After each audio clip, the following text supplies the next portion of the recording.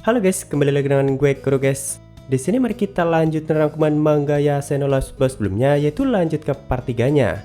Jadi yang belum nonton part sebelumnya, gue saranin kalian buat nonton dulu supaya lebih enak memahami alur ceritanya. Oke, langsung aja kita masuk ke pembahasannya. Di awal chapter kita ditunjukkan suara atau perkataan dari sosok misterius yang di sini masih belum diperlihatkan jelas bentukan dia itu seperti apa. Tapi intinya dia ini berada di kota yang saat ini sedang Rupas datangi, yaitu Jalan Horn.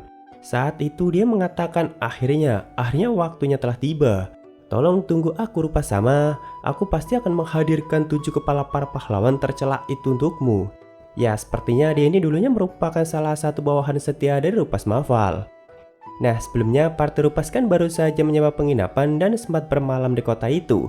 Lalu di sini di keesokan harinya Rupas itu mengizinkan mereka untuk berjalan-jalan dan sambil menjelajahi negara yang sudah diciptakan Merak itu. Ya tentu tujuannya supaya mereka bisa mencari informasi secara terpisah. Tapi yang lebih utama Rupas memperingatkan mereka untuk jangan membuat masalah. Jadi mereka bisa pergi kemana saja di negara itu asalkan jangan membuat masalah. Rupas sendiri bakal coba pergi ke wilayah hitam atau sayap campuran.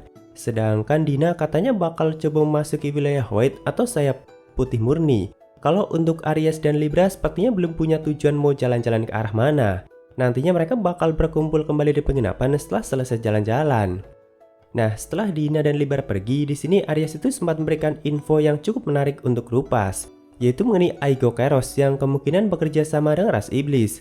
Aigo ini merupakan salah satu dari 12 bintang surga. Kalau dalam bahasa Yunani, Aigo ini sama aja Capricorn cuy. Jadi dulunya Aigo ini udah sempat mendatangi Aries untuk mengajaknya pergi ke tempat ras iblis. Jadi Aries menyimpulkan kalau sepertinya Aigo itu sudah bekerja sama dengan ras iblis untuk menghancurkan para pahlawan dan negara yang sudah mereka ciptakan. Mendengar itu Rupas pun langsung teringat info yang diberikan Dina sebelumnya, yang mana itu hampir sama seperti info yang diberikan oleh Aries ini. Jadi kemungkinan memang benar kalau Aigo saat ini sudah bekerja sama dengan ras iblis. Jadi Rupas pun berkata, sepertinya aku memang harus segera menangkapnya saat nantinya aku bertemu dengannya. Cuma kan sayangnya Rupas sendiri benar-benar nggak tahu di mana Aigo sekarang. Karena Aigo Keros ini memang salah satu yang cukup merepotkan cuy. Nah saat itu setelah Rupas mulai berjalan di wilayah hitam, semuanya itu seperti tampak normal. Jadi kalau yang nggak tahu pasti nggak akan mungkin berpikir kalau mereka sedang dalam perang sipil. Saat itu Rupas pun memutuskan untuk memasuki sebuah kuil hitam yang ukurannya itu sangat besar. Awalnya Rupas mengira kalau itu kuil yang mereka gunakan untuk memuja patung penciptaan dewa mereka, yaitu Alovenus. Tapi ternyata setelah memasukinya lebih dalam, di dalamnya itu ada patung Rupas Mafal yang ukurannya itu cukup besar. Lalu tak lama kemudian di situ ada seorang pemuda yang akhirnya menyapa Rupas dan mengajaknya untuk ngobrol. Karena dari penampilannya Rupas ini kan memang terlihat seperti pendatang.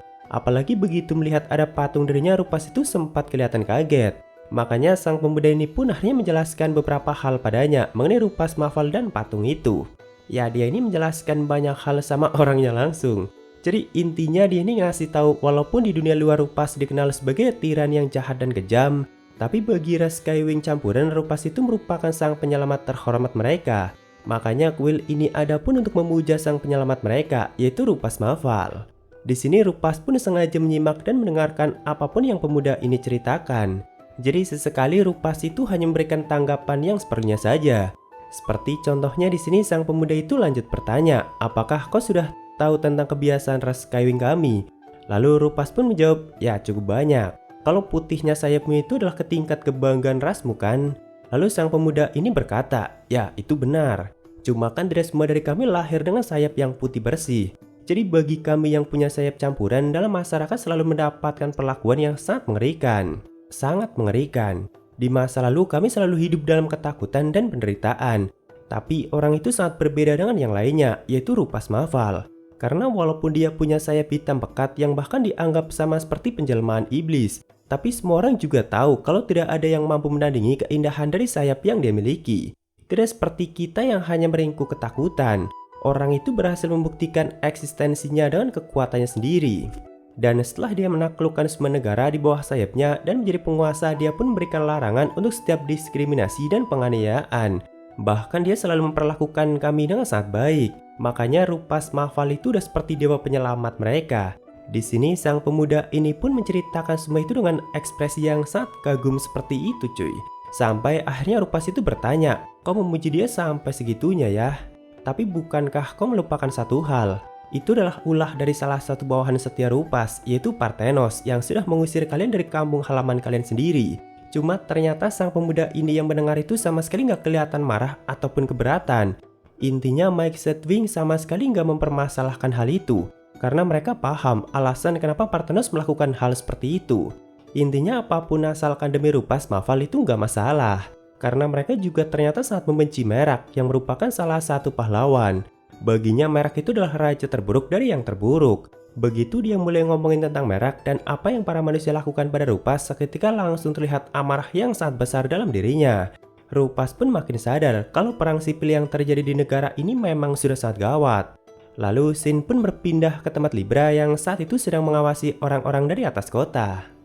Jadi selain mengawasi untuk mengetahui lebih dalam mengenai kota itu dan orang-orangnya, Libra ini sekalian memastikan apakah ada orang yang sudah mengetahui penyamaran Rupas sama, dan hasilnya masih nol. Jadi masih aman. Saat itu Dina yang sedang berjalan menuju suatu tempat juga masuk dalam pengawasan Libra. Nah, lalu tak lama kemudian Libra ini mendeteksi ada satu orang yang sedang menggunakan mimikri atau penyamaran. Jadi Libra pun langsung melakukan analisa padanya, dan ternyata dia itu merupakan seorang iblis yang sedang menyamar menjadi manusia. Ya sebenarnya penyamaran dia itu udah sangat sempurna, cuma kan apesnya malah kelihatan sama Libra. Nah, karena tidak lama lagi iblis itu juga bakal berpapasan dengan Dina jika dibiarkan, makanya Libra pun di sini langsung mengambil tindakan. Karena Libra menyimpulkan kalau hal itu bakal berbahaya untuk Dina. Saat itu setelah melepaskan limiter di lengan kanannya, Libra pun langsung melesat dari atas untuk menyerangnya.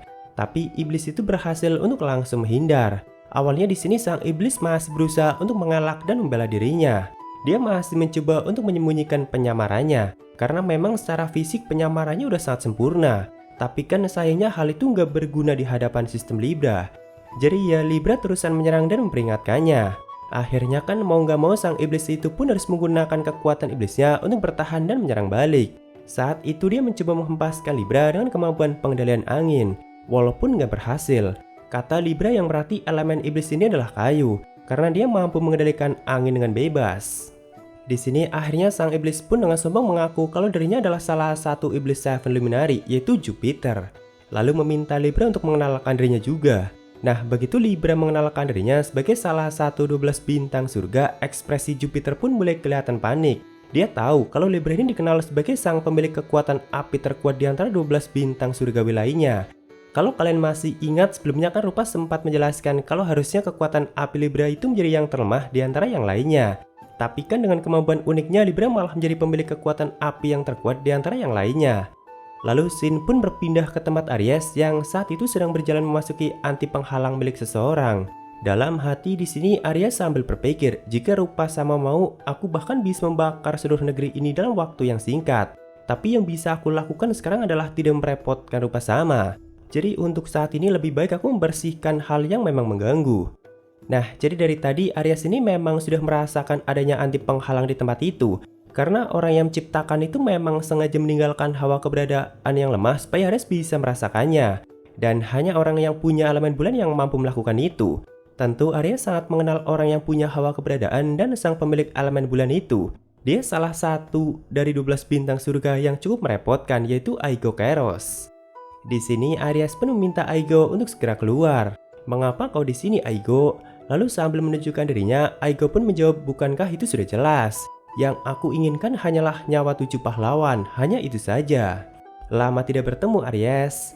Setelah itu di sini ada beberapa hal yang sempat mereka bicarakan. Tapi intinya Aigo ini sekali lagi mengajak Aries untuk ikutan bergabung dengannya. Tentu Aries langsung menolaknya, karena satu-satunya tuanku adalah Rupas sama. Aigo pun menjawab, "Ya itu jelas sama untukku." Jadi Aigo ini gak meminta Aries untuk melayani dirinya ataupun ras iblis. Dia hanya meminta Aries untuk menggunakan ataupun memanfaatkan ras iblis untuk menghancurkan para pahlawan. Karena kan tujuan mereka memang sama. Aigo pun juga seperti itu. Sebenarnya Aigo sama sekali gak pernah mengkhianati Rupas. Justru apa yang dia lakukan itu untuk Rupas. Dia udah tahu kalau Rupas sudah kembali. Tapi untuk saat ini Aigo belum akan kembali kepadanya. Aigo bakal menghancurkan para pahlawan yang tersisa dulu. Baru nantinya dia bakal kembali pada Rupas sama. Karena Aigo berpikir jika para pahlawan tidak dibunuh, maka hal yang sama bisa saja bakal terulang kembali di masa depan nanti. Jadi Aigo nggak akan berhenti sebelum dirinya memasukkan para pahlawan ke dalam neraka yang paling dalam. Aigo bilang bakal menyiapkan tempat khusus untuk rupa sama setelah rencananya berhasil. Ya, tentu di sini Aries terusan membujuk Aigo supaya menghentikan itu dan ikutan kembali pada tuan mereka. Tapi kan keputusan Aigo sudah sangat bulat. Lalu sambil kembali menghilang, Aigo pun berkata, "Sampai jumpa lagi Aries. Aku pasti akan memotong kepala si merak sialan itu, lalu menjatuhkan negara ini ke dalam neraka yang sangat kacau. Lihat saja nanti, tuan kita bakal duduk di kursi tertinggi yang spesial saat aku melukis negeri ini dengan darah dan kegilaan." Ya, Aigo memang mampu melakukan itu, dan itu memang salah satu dari kemampuannya, yaitu menciptakan kegilaan dan manipulasi kebencian yang ada dalam diri orang lain. Lalu mari kita lanjut ke chapter 12-nya, guys. Setelah Aigo pergi di sini, Aries kembali bingung dan berpikir, haruskah dirinya melaporkan semua ini pada Rupa Sama? Jelas kalau Rupa tahu hal itu, dia bakal menghentikan Aigo. Tapi di sisi lain, Aries juga sangat paham kenapa Aigo sampai melakukan hal itu. Karena membunuh para pahlawan itu memang keinginan dari para 12 bintang surga. Apalagi sebagian rakyat di negeri ini juga adalah orang-orang yang dulunya berani menghina sayap Rupa Sama, terutama mereka yang punya sayap putih bersih. Jadi akhirnya di sini Aries pun memutuskan akan mengamati lebih dulu dan belum akan melaporkan semua itu. Bahkan jika nantinya negeri ini mencoba melukai Rupa Sama seperti sebelumnya, maka Aries nggak akan tinggal diam. Lalu Shin pun berpindah ke tempat Dina yang saat itu sedang menunggu seseorang. Tapi sayangnya orang yang dia tunggu nggak datang-datang. Malahan akhirnya Dina melihat ada satu orang yang kelihatan cukup mencurigakan. Jadi Dina pun langsung segera untuk membuntutinya. Ternyata setelah orang mencurigakan itu masuk ke dalam sebuah ruangan, di dalamnya itu sudah ada 4 orang yang sudah menunggunya. Ternyata mereka semua adalah para pemilik sayap putih bersih. Begitu juga dengan orang mencurigakan yang sebelumnya menggunakan jubah. Dari sini Dina pun bisa mendengar apa yang sedang mereka bicarakan. Jadi intinya orang mencurigakan sebelumnya itu baru saja bertemu dengan sang raja mereka, yaitu Merak. Cuma dari pertemuan itu dia nggak mendapatkan hasil yang baik. Karena Merak gak mau bertindak sesuai yang mereka inginkan, atau ya intinya gak mau membantu sebelah pihak. Karena tujuan orang-orang ini kan memang menghancurkan para sayap campuran. Jadi karena gak mendapatkan dukungan apapun dari Merak, mereka ini pun terpaksa bakal menghancurkan sayap campuran dengan tangan mereka sendiri. Sekalipun mereka harus menggunakan cara yang sangat kotor. Karena katanya mereka ini juga sudah mendapat info kalau sayap campuran berencana untuk menghancurkan mereka, sayap putih bersih. Jadi intinya mereka berpikir lebih baik menyerang duluan sebelum dihancurkan. Apalagi saat ini katanya mereka punya sekutu dari luar, yaitu Jupiter.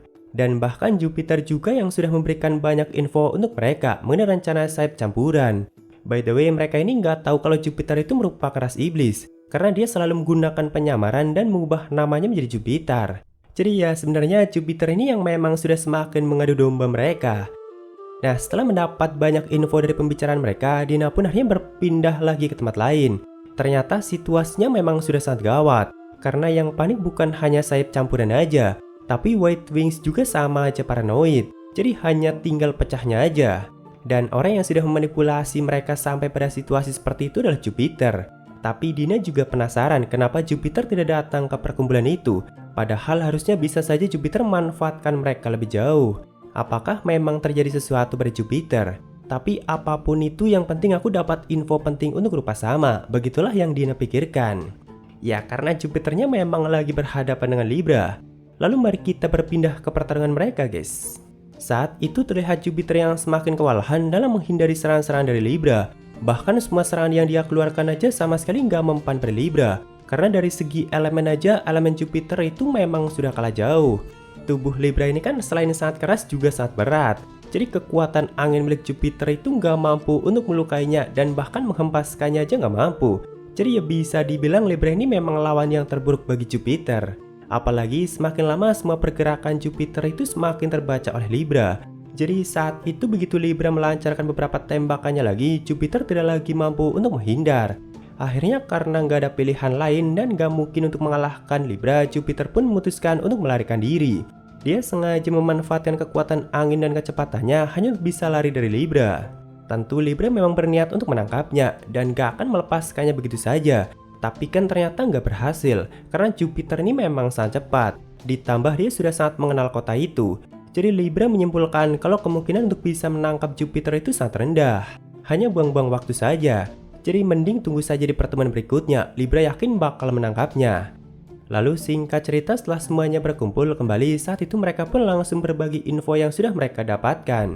Dimulai dari Dina, Libra, dan akhirnya Aries, dan yang terakhir itu Rupa sendiri. Tapi kan ternyata di sini Aries itu masih berusaha untuk menyembunyikan tentang pertemuannya dengan Aigo dan apa yang sudah mereka bicarakan.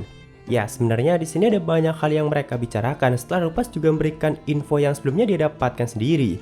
Tapi intinya perang sipil yang sedang terjadi di negara ini memang hanya tinggal pecahnya aja.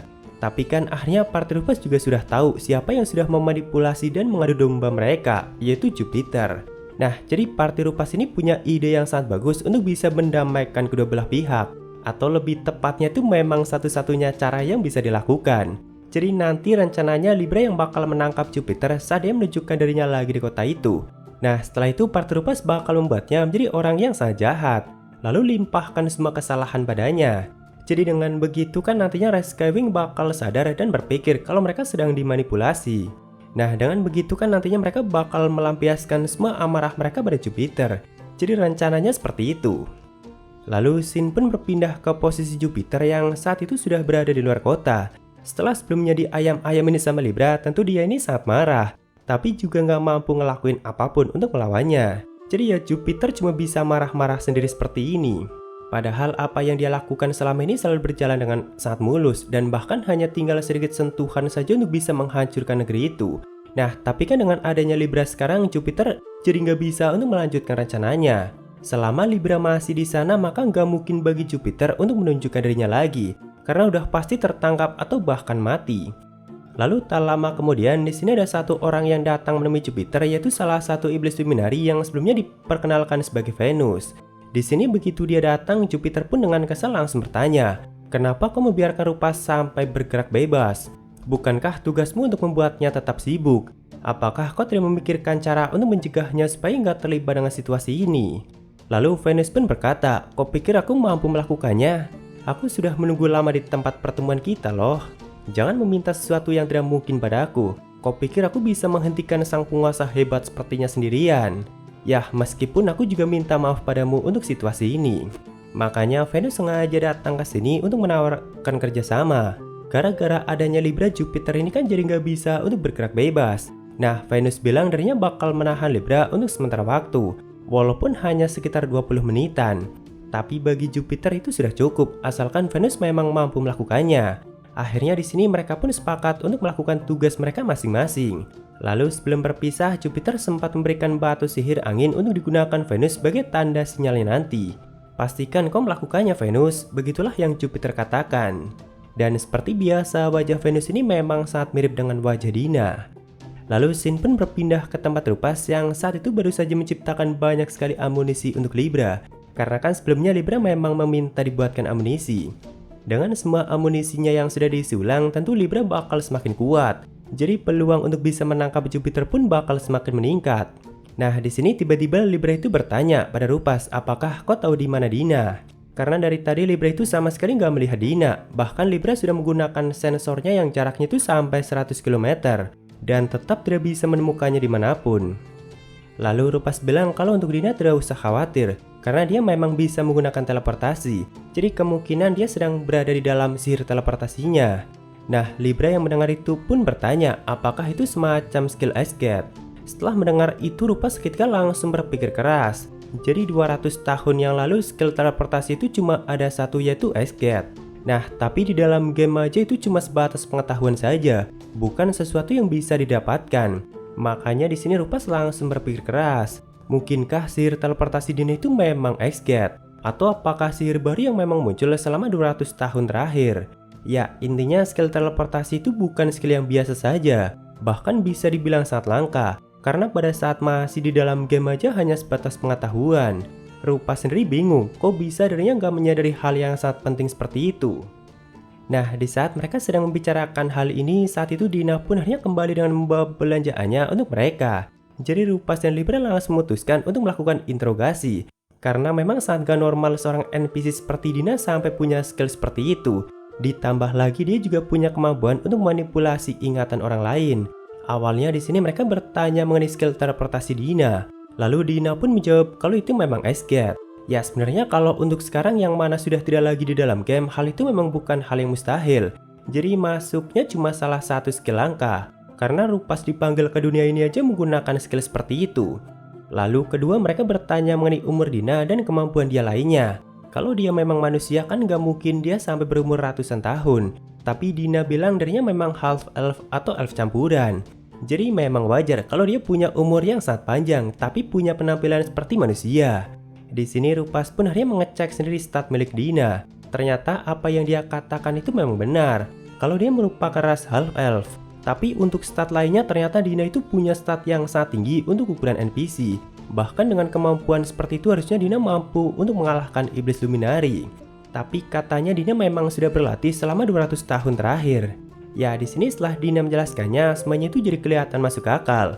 Cuma entah kenapa Rupas seperti melewatkan sesuatu yang sangat penting, cuma nggak tahu apa itu.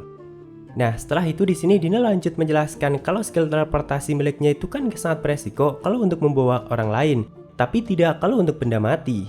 Nah harusnya kalau untuk memindahkan ataupun membawa Libra itu nggak akan ada masalah, karena Libra itu kan seorang golem. Jadi Dina bakal bisa memindahkan Libra kemana aja. Dina aja katanya berkepikiran mengenai hal ini. Nah, tapi untuk memastikan hal itu di sini Dina mengajak Libra untuk langsung mencobanya. Libra pun langsung setuju dan sama sekali nggak ada masalah. Karena palingan cuma makan waktu 10 atau 15 menitan. Dan harusnya Jupiter belum akan muncul lagi. Rupas pun awalnya berpikir seperti itu. Nah, tapi setelah mereka berdua pergi, atau lebih tepatnya setelah Libra dipindahkan ke tempat lain, saat itu muncul sebuah ledakan yang cukup besar dari tengah kota. Jadi tanpa sadar mereka semua memang sudah masuk ke dalam rencana Dina. Tapi kita lanjutkan di part selanjutnya guys. Oke waktunya sabar ya. Ada dari Azhar, semangat terus ngontennya bang. Oke thank you Zar dan semangat juga buat kalian. Lalu berikutnya dari Bia, tetap semangat bang. Oke Bia, makasih dan semangat juga. Ya itu semua dari Sabria, makasih yang sudah support. Dan mungkin segitu aja untuk pembahasan kali ini. Jika ada kesalahan gue minta maaf atau kalian bisa koreksi aja di bawah. Thank you dan hampir sampai ketemu di video lainnya. Salam kru guys.